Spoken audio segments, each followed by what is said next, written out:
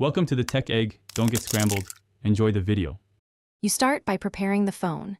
Update iOS and free at least several GB because Pro RAW files are large. Next, enable Apple Pro RAW in Settings camera formats so the camera app saves raw data. Once enabled, open Camera and tap RAW to toggle it on. Make sure you understand each RAW shot will be substantially larger than HEIF or JPEG. This step gets the phone ready to capture full sensor data, which gives you more latitude when editing exposure, white balance, and highlights later.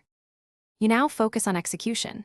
Use exposure compensation to avoid blown highlights and lock AE/AF by tapping and holding on your subject.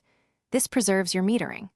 For low light, stabilize the phone or use a tripod because Pro RAW benefits from longer exposures.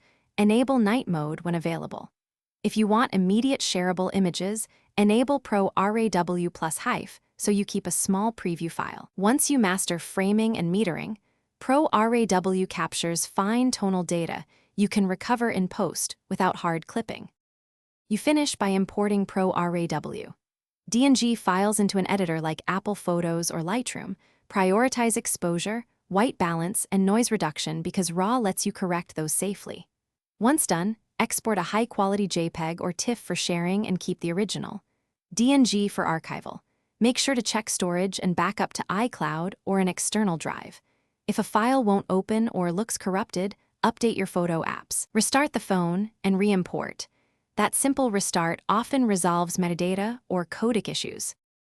Thanks for watching. Consider subscribing if I helped unscramble your problems.